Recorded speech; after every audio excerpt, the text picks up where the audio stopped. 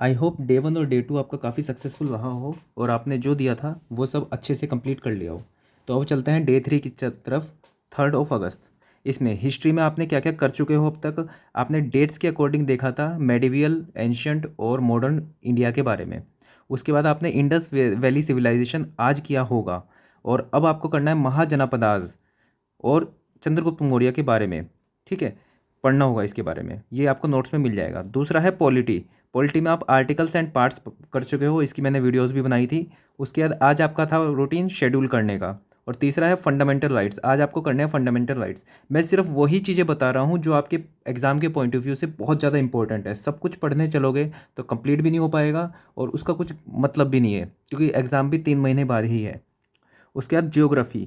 Geography में आपको क्या करना था, हिमालयाज़ पहले दिन आपने करना था। दूसरे नंबर पे था इंडस ड्रेनेज सिस्टम, जो कि आज आपको करना था। ये दोनों चीज़ें थोड़ी बड़ी हो गई, इसलिए अब इसको छोटा रखने के लिए सम इम्पोर्टेंट फैक्ट्स ये आपको स्टार्टिंग के कुछ पेजेस में मिल जाएगा जो आपको नोट्स मिले हैं। अब आते हैं टेक्निकल पे। तो टेक्निकल अब वापस से रिपीट होता है। सोम एफएमबीएमसी, ये पहले दिन हमने सोम एफएमबीएमसी किया था, अब वापस से आता है। सोम में हमने पहले दिन किया था मटेरियल एंड देयर प्रॉपर्टीज़। आज करना है एसएफडी एंड बीएमडी, ये सबसे बड़ा टॉपिक होगा तो इस पर सबसे ज़्यादा ध्यान देंगे। दूसरा नंबर है एफएम का, काइनेमेटिक्स किया था सबसे पहले दिन। आज तीसरा दिन है तो आज फ्लूइड प्रॉपर्टीज़ करेंगे, जो पहला चैप्टर है, थोड़ा छोटा है, थोड़ा इजी है, हो जाएगा जल्दी से। और बीएमसी में पहले दिन सीमेंट किया था, इस पर मैंने वीडियो बनाई थी। अब हम करेंगे ब्रिक्स। सो ये है 3rd डे की स्ट्रेटजी। अब आ जाते हैं उन सवालों पे जो पूछे जा रहे हैं। पहली बात, विज़न।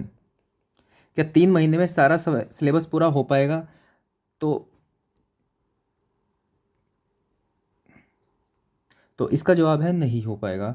अगर आपको ये सवाल अभी आ रहा है तो सबसे पहले जाके वो 3 मंथ स्ट्रेटेजी वाली वीडियो देखो। उसमें मैंने क्या बताया था कि सिलेबस है इतना, टाइम है इतना, मोटिवेशन है इतना।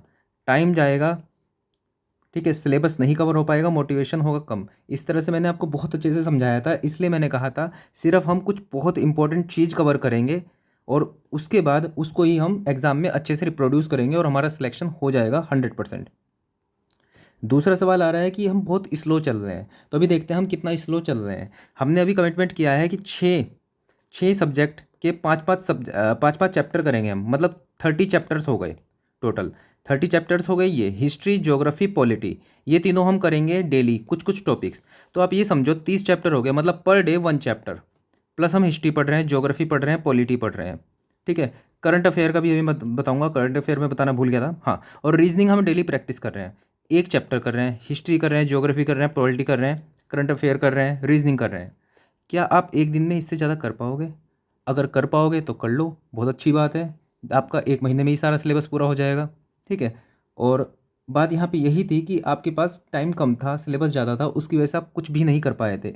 इसलिए यही विज़न था इस पूरे कोर्स का, 90 डेज़ के कोर्स का, कि आपको मैं बस वो इम्पोर्टेंट चीज़ें बताऊं करने के लिए जो सबसे ज़्यादा मार्क्स आपको दिलाएगी और आपका एक रिदम बना रहेगा, एक कंसिस्टेंसी बनी रहेगी डेली के डेली पढ़ाई करने की।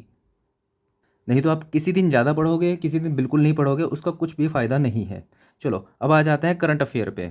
करंट अफेयर क्या करना है? देखो, करंट अफेयर बता चुका हूँ लेकिन फिर से देख लेते हैं, बार बार क्वेश्चन आ रहा है करंट अफेयर का।